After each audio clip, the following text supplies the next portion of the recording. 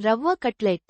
కావలసినవి: రవ్వ కప్పు, బంగాళదుంప తురుము అర కప్పు, ఉప్పు రుచికి తగినంత, నూనె అర టేబుల్ స్పూన్, ఉల్లి తరుగు, పచ్చి బఠానీలు, క్యారెట్ తురుము, క్యాప్సికం ముక్కలు 2 టేబుల్ స్పూన్ల చొప్పున, కొత్తిమీర తరుగు టేబుల్ స్పూన్, సన్నగా తరిగిన పచ్చిమిర్చి, అల్లం ముద్ద, నువ్వులు చెంచా చొప్పున, జీలకర్ర, చిల్లీ ఫ్లేక్స్, మిరియాల పొడి అర చెంచా చొప్పున, మైదాపిండి, బ్రెడ్ పొడి 1/4 కప్పు చొప్పున, నూనె వేయించేందుకు సరిపడా తయారీ.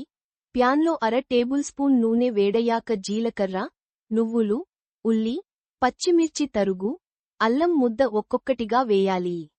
అవి కాస్త వేగాక పచ్చి బఠానీలు, క్యారెట్ తురుము, క్యాప్సికం ముక్కలు, బంగాళదుంప తురుము వేసి వేయించాలి. నిమిషం తర్వాత అర కప్పు నీళ్లు, చిల్లీ ఫ్లేక్స్, ఉప్పు, మిరియాల పొడి, రవ్వ జతచేసి ఉండలు కట్టకుండా కలియతిప్పాలి. చిక్కబడ్డాక కొత్తిమీర తరుగు వేసి కలియబెట్టి దించేయాలి. చల్లారిన తర్వాత చేతులకు నూనె రాసుకుని కట్లెట్లు చేసుకోవాలి. మిక్సింగ్ బౌల్లో మైదాపిండిలో తగినన్ని నీళ్లు పోసి కాస్త జారుగా ఉండేలా కలపాలి. మరో పాత్రలో బ్రెడ్ పొడి వేయాలి. ఒక్కో కట్లెట్ను మైదాపిండిలో ముంచి తీసి, బ్రెడ్ పొడిలో దొర్లించి, కాగుతున్న నూనెలో బంగారు రంగు వచ్చేదాకా వేయించుకుంటే సరిపోతుంది.